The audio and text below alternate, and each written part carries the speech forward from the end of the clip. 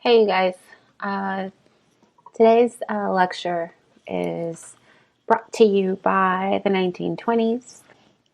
And our objectives for today are to describe the consumerism, number one, that developed in the United States during the early 20th century, especially after World War One.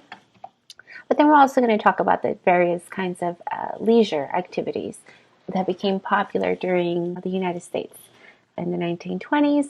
And then we're going to move on to discuss the strong reactions that, Americans had to all of the different changes that are going on in society, right? So we're going to talk about the KKK. We're going to talk about, anti-immigrant sentiment, this culture war that starts to develop. But first, we need to talk about the post-World War One meltdown or the post-World War One years, okay? So if you remember the last unit that we talked about, we finished off with World War One, or the last chapter was with World War One. So today we're going to sort of just do a quick overview as far as what's going on, in those years, 1918 to 1920. So there's three basic things that I want to cover very, very briefly before moving on. First, it's the influenza pandemic that left 40 million people dead across the United States. Of course, a pandemic means it's a worldwide health crisis. In the United States alone, there was, 700,000 dead. This takes place between 1918 to 1920 as soldiers are coming back from the war. And it does cover multiple countries around the world. It is kind of born out of the chaos and lack of sanitation after the war. Really, the situation was ripe for this to happen. And so many soldiers are carrying this disease, this virus with them. And it does kill, 40 million people across the globe. So it is kind of interesting to see how what's unfolding today relative to what happened in 1918, 1920. You hear a lot of people talking about it definitely today, along with this like almost apocalyptic end to World War One. We also have a lot of economic instability that's taking place. So out of the reduction in demand for food, supplies, materials, what unfolds is essentially a lot of economic instability, lots of inflation, strikes, unemployment. During the wartime, the government, of course, was spending massive amounts of money to help clothe and feed troops, our allies. They put in price supports, to ensure that the materials that we needed were getting made and were being produced. But after the war is over, they pulled those price supports. What resulted is overproduction, essentially. And of course, that leads to a crash in prices. So what we start to see is, people starting to go on strikes because these businesses are cutting back wages, cutting back employment. And so I always talk about how, the farmers, especially the American farmers, are the ones that experience the Great Depression before anybody else does in the United States. And so we're going to talk more about that, in the next unit. So, of course, lots of economic instability. On top of that, you had the influenza pandemic. And, it's just a lot of chaos, lots of different protests, wage cuts. The Boston PD is going to go on strike as well. And at the time, the governor of Massachusetts, who's Calvin Coolidge, is going to, suppress those demonstrations as well. And part of that goes into, what we see here with the third sort of major event taking place after World War One, and that's, of course, the beginning of the first Red Scare. So part of what happens here as well is, the fear of communism, right? Anytime you hear Red Scare, it's about communism. In the United States, people felt, they were really afraid that communism was going to take over. It wasn't necessarily an irrational fear because, remember, we already saw that. It happened in Russia first in 1917, Russia becoming the first communist country after the Tsar and his family abdicated and then were killed. But then also remember that these communists are sort of pouring into Germany and trying to incite a communist revolution there as well. And that, of course, is going to lead to, fear around the world, but especially in the United States, of possible communist takeover. So during this time, because of a series of bombings that have been taking place, the Attorney General of the United States is going to be investigating these things. And he initiates these raids looking for communists and making arrests of people with very little, that they had very little suspicion to go on. Many of them were union leaders. And in reality, there were not a lot of people who were actually communists in the United States at the time. But we're going to sort of jump back into that. If you remember back in industrialism, where communism, anarchism, socialism were all very much associated with immigrants and, the union strikes. It was largely seen as un-American, unpatriotic. And so we're sort of seeing that happen again. Now, this time period is known as the first Red Scare because, of course, there's going to be a second Red Scare after World War II. So more on that to come in the future. But for now, I just want to sort of summarize what's happening here after World War I. Definitely, we're going to get into the Roaring Twenties and the roaring economy and the problems that come with that. But there's also this other side to the early period, the early 1920s, where there's a lot of economic instability, a lot of unemployment. People are unsure of what's going to happen, what the future holds. And so that got the Red Scare, the economic instability as a result of the shortage of demand for products, for food, the beginning of the Great Depression for the farmers, for that sector of the American economy, and then, of course, the devastating outcome of the Influenza Pandemic that began in 1918. Now we're going to talk about the roaring economy of the 1920s. And so really the 1920s is one of the most rapid, economic growth that we've seen in the United States. A lot of this is going to come from the consumer side. It's about people's ability to get credit. And so they actually call this time credits or buying time. It's going to enable people to have more access to consumer goods. And so in turn, it's going to result in large scale domestic consumption of products. Okay. So remember that, we've been building up our economy. We've been building up our ability to manufacture, to make things. But the problem was that our consumer culture wasn't really there yet. And that's exactly what's going to happen during the 1920s is that with the advent of credit, people can buy these things. So we're not really seeing a growth in income per se. But what we are seeing is, Americans' individual collective debt is going to rise, 250% over this decade, during the 1920s. So this is going to have a lot to do with the Great Depression that's coming up. But nevertheless, that's kind of what's happening is credit starts opening up. People are using that to buy products, appliances, you name it. And so the problem with this is that while it results in a roaring economy, lots of economic growth for sure, the problem with it is that it's totally unsustainable. It's this balloon, right? It blows up. It's growing and growing and growing, but it's going to come to a point where it's going to pop. And then that's where, everything is going to come crashing down. So that is part of the reason that leads to the Great Depression. But the other thing, too, is that the expansion of businesses that is being fostered during this time period, right? We have 3 Republican presidents to thank for that economic growth and this mentality of the American economy and government being pro-business more than anything else. So, like I said, we're going to have 3 presidents that are Republican.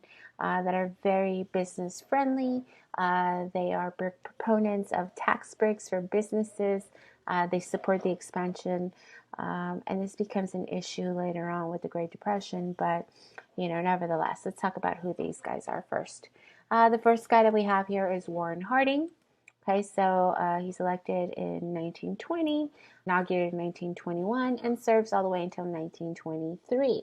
So as you can tell, he doesn't serve out his entire term because he sort of dies suddenly. But several things, we'll get to his death in a little bit, but several things about Warren Harding that you have to understand.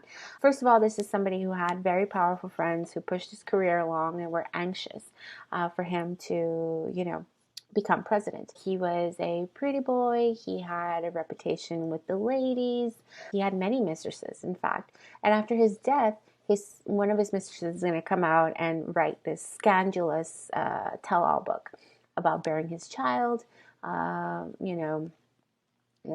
of these details about having poker parties at the White House and lots of booze and stuff like that. And so, when he died of natural causes, it was very suspicious. It was very fishy. He had appointed his friends to high offices within the federal government. And, this is later on going to be exposed. Collectively, the scandal is going to be known as the Teapot Dome scandal. So several things happen here. And by the way, this is Teapot Dome, okay? This rock formation here. So part of what happens with Harding's administration is, he basically rewarded his supporters with these high-ranking offices in the government, and then they turned around and abused their power.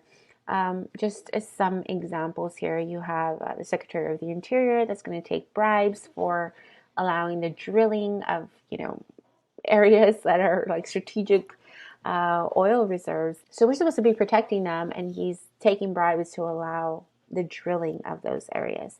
One of the other men too that's involved in this Teapot Dome scandal is the Attorney General. So the Attorney General is also going to get in trouble for taking bribes. What else? And the Veterans Administration, the Secretary of the Veterans Administration, he's going to steal $1 million from the VA. And so, of course, these are all his friends. These are all people that he appointed. These are all people that he knows, that he has connections to. Harding has complete lack of oversight, letting his friends do, pretty much whatever they want, their own things. And most of the scandal really doesn't break out until after his death. And so there's this question, whether Harding knew or if he had any kind of involvement. Most of the evidence points to, him not knowing that this stuff was going on, but it still doesn't take away from the fact that, he appointed these people. These were his friends, and then they ended up, fleecing the government, fleecing the American people. Calvin Coolidge, of course, was his vice president. He's going to come in 1923 and serves all the way to 1929. Now, with Coolidge, remember, was at one time governor of Massachusetts. He's the one that stopped that whole Boston PD protest, business. But, the thing about Calvin Coolidge is, he's known as Silent Cal. For a reason. He's the least talkative president ever. He's very strong-faced and anal, very, very uptight guy.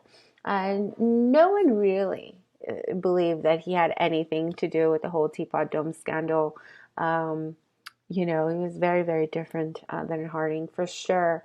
But, under his administration, it's just continued minimizing of the federal government, for sure, right? So here's a little quote that he said: "The chief business of the American people is business." So the man who builds a factory builds a temple. The man who works there worships there. And under the Coolidge administration, we're going to see a continuation of taxes being lowered, continued increase of profits for corporations and businesses, and this is going to allow business to expand. And the the American economy to continue to grow. So, of course, high tariffs on imports are going to help the American manufacturers, and new technology is going to create all of this opportunity. So, just business as usual. Now, with Herbert Hoover, poor guy, he's the one that's going to get all the blame for the Great Depression, which, of course, is not really fair because he didn't cause all of this, but it's more than anything what he didn't do about the Depression that's going to cement his reputation, and taking the blame. So Hoover, another Republican, comes in after Silent Cal, Calvin Coolidge, literally declares that the American economy has never been better. And then what happens just a couple months later after his inauguration? The Depression, right? So we'll talk more about him and what he does with the economic crisis. But that's going to be in the next unit and on another video. Okay, you guys, so what we're going to talk about now is conservative backlash to all the changes that America has been, undergoing during the 1920s. So a lot of this is going to, the way that America had been changing and the responses to those changes are going to intensify in the late 1920s and into the 30s.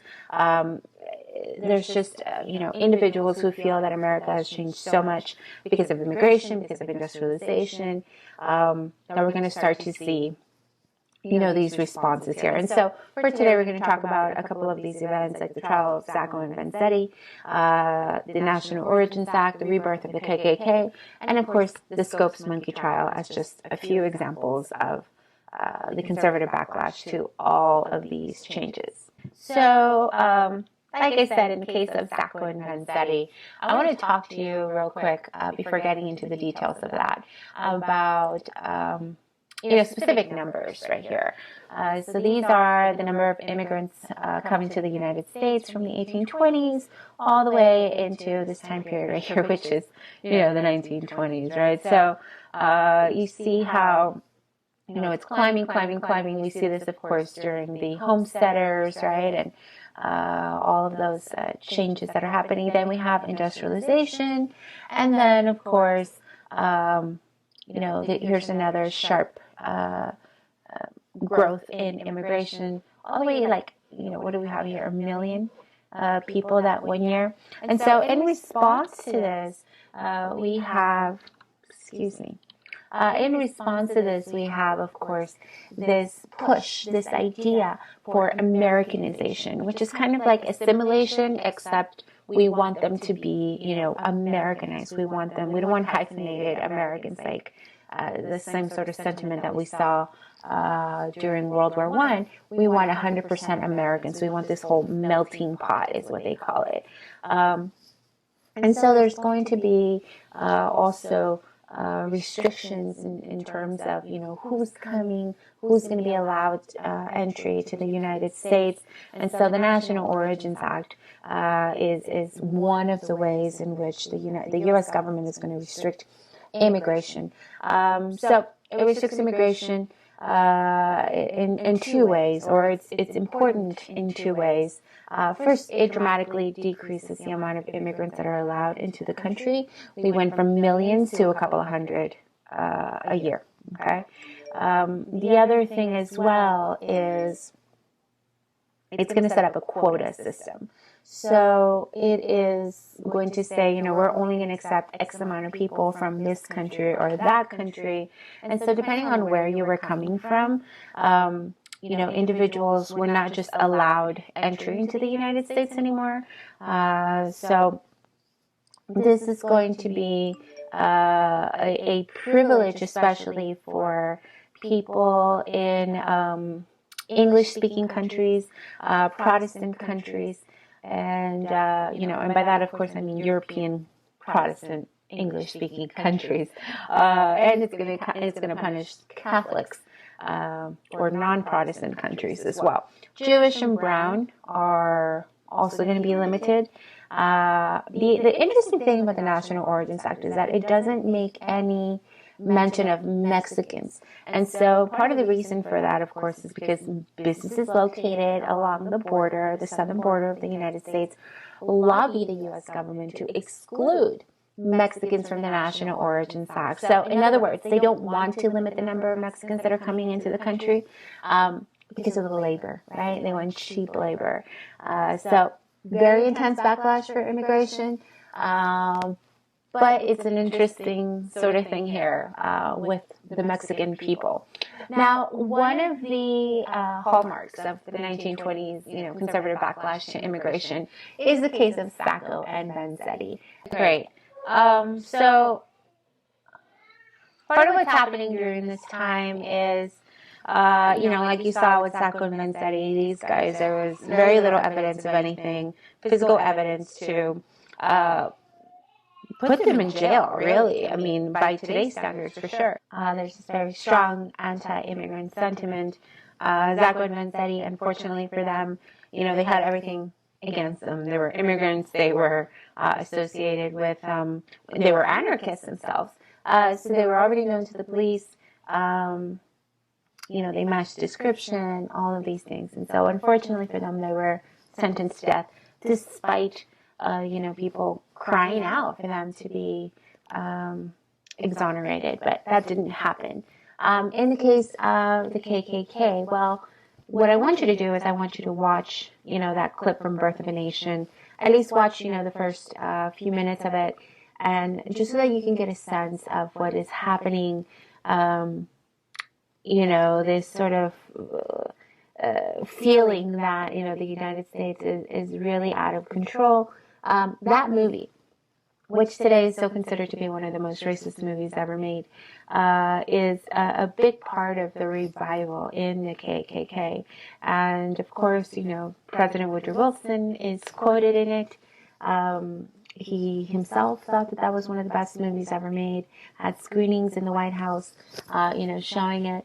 And so, again, it speaks to this sense that the United States is changing, America is changing, to get rid of people that are less than desirable, in their opinion. Another, big episodes during the 1920s that demonstrate a backlash here as well is the Scopes Monkey trial. So this one takes place in Dayton, Tennessee in 1925. You got Clarence Jarrow versus William Jennings Bryan. I'm going to try to upload a video, that depicts this in a documentary. But if I can find it, just make sure that you read about it in the book. This is really about modernists versus fundamentalists. You got the ACLU that's involved here. And so for a lot of folks that feel that, society's changing too much, that the schools are contradicting, parental authority, that there's this culture that is different than theirs. Big city culture, modern culture, that challenges ideas, religious ideas especially, about creationism. And that's how all of this sort of develops. But the case of the Scopes Monkey trial goes much more deeper than that. And so if you get a chance to watch the documentary, I highly recommend it.